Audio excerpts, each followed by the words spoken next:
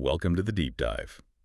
When you get to these huge games, it's always the smallest details that matter most.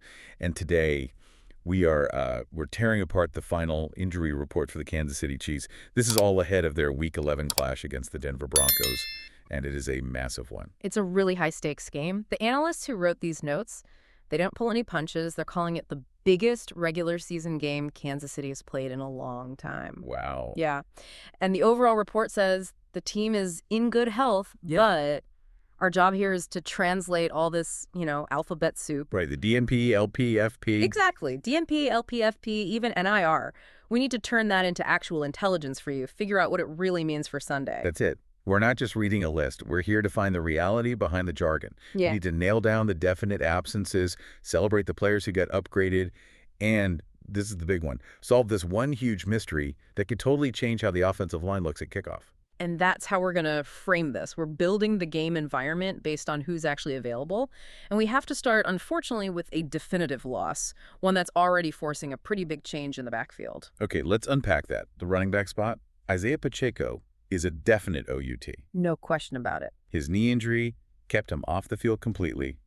He was a DMP, GARA, did not participate all week, Wednesday, Thursday, and Friday. That's a clean sweep. 0 practice time. That confirms he's missing his second straight game, and it is a significant hit. It's not just about his talent, is it? It's his whole his style. Exactly. Pacheco is an explosive player, sure, but he also sets the entire tone for their run game. That aggressive downhill identity, that's him. You lose that, and your whole approach on the ground has to change, at least a little. So who's picking up the pieces? We know Kareem Hunt is confirmed to carry the load. He's the veteran. He'll get the bulk of the work. And the notes say the rookie, Brashard Smith, he'll be mixed in a bit. So situational touches. Yeah. But that still leaves a hole, right, for that third running back spot. It does. And this is where it gets interesting, because you're moving from injury to just coach's preference.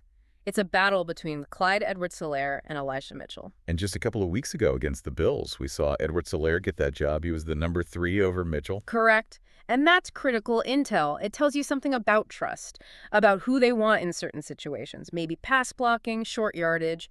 The question now is, does that hold true for this game against this Broncos defense? A much bigger game. A much bigger game. If they're worried about pass protection, maybe they lean one way. If they need a different kind of runner, maybe the other. We'll have to watch and see who's actually in uniform on Sunday.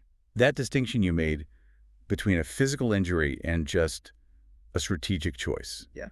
That's a perfect lead-in to the most fascinating part of this whole report. Yeah, this is where we move from a definitive loss to just deliberate confusion. I mean, this is where it gets really juicy.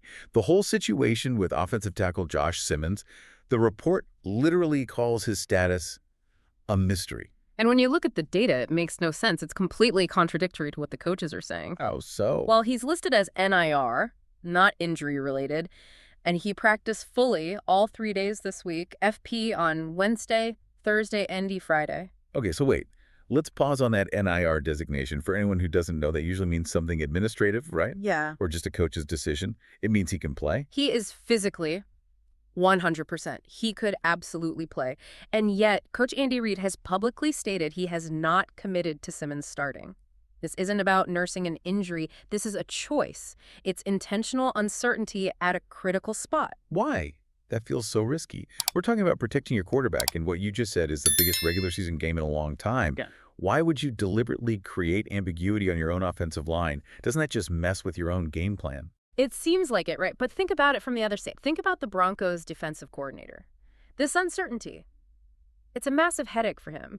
It forces Denver to prepare for 2 different guys. Simmons and his backup, Jalen Moore, they probably have different strengths and weaknesses. Maybe one is a better pass blocker, the other is better in the run game. So by not committing, the Chiefs are basically doubling the homework for the Broncos' defensive line. Precisely. If Simmons is held out, Moore starts. That non-physical decision becomes a strategic weapon. The coaches are weighing the tiny risk of some internal disruption against the huge benefit of confusing their opponent. That little NIR tag is causing more problems for Denver than a hamstring strain ever could. That's a fascinating bit of gamesmanship. So while the Simmons situation creates some, let's call it strategic concern, Yeah. there's some definite good news here. Key players who started the week on the mend are now good to go. Yeah, 2 very important upgrades. Both guys are now listed with no game designation, which means they're medically cleared and fully expected to play. And who are we talking about?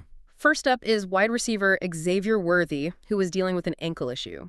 Then there's defensive end George Karlaftis, who had a thumb injury. Both of them started the week as LP, limited participation, but by Friday, they were both full go. And that full participation on a Friday, that's everything.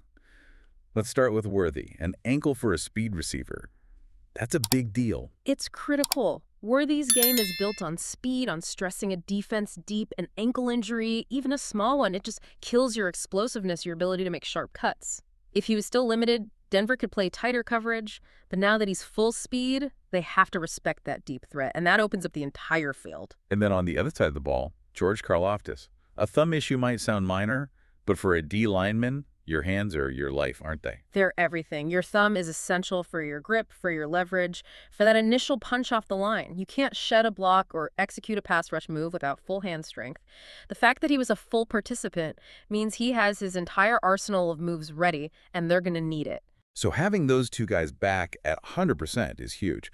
Now, let's talk about the foundation. You mentioned an overall healthy core. Who are the guys that were just solid all week? This is the list that should make Chiefs fans feel really good. We're talking about the big guys in the trenches. Offensive tackle Juwan Taylor, who was managing some minor knee and shoulder stuff, practiced fully all week. Same for offensive guard Trey Smith, who had a back issue. So the offensive line is stable, aside from the Simmons question? The interior is rock solid. And then defensively, safety Jaden Hicks is cleared from his pectoral issue. And defensive end Charles Omenihu is good to go from his ankle concern. When your starters in the trenches are all practicing fully, that's not just healthy. That's having your full strength ready for a fight. Okay, so let's put it all together. What does this relatively clean bill of health mean for the game plan in this huge Week 11 clash? It means they have the guys they need to execute against Denver's biggest strength. The source material is explicit about this. One of the Chiefs' main keys to victory is containing Denver's pass rush.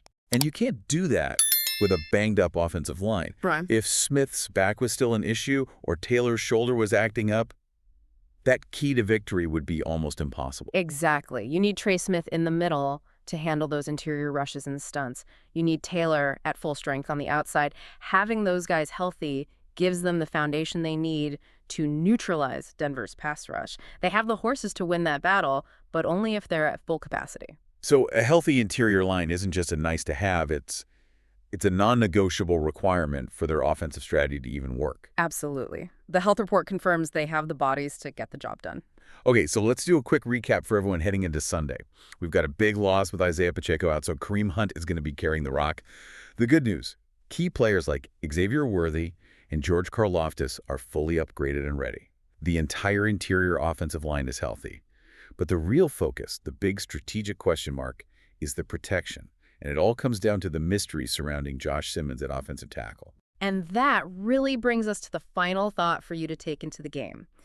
We spend so much time analyzing physical injuries, the sprains, the tears, the DNPs, but this whole Josh Simmons situation, it proves that non-injury factors, things like a coach's decision or just creating ambiguity, can be just as disruptive and strategically important as a bad knee. It turns preparation into pure guesswork for the other team. It does. The coach is using that NIR designation like a smokescreen. Think about the time Denver is wasting prepping for 2 different players instead of 1. Think about the different blocking schemes the Chiefs might be practicing internally. That uncertainty, created without a single injury, is a brilliant strategic move, something to think about when you're watching how much time the quarterback has on Sunday. Absolutely. Thank you for diving deep with us. We'll catch you next time.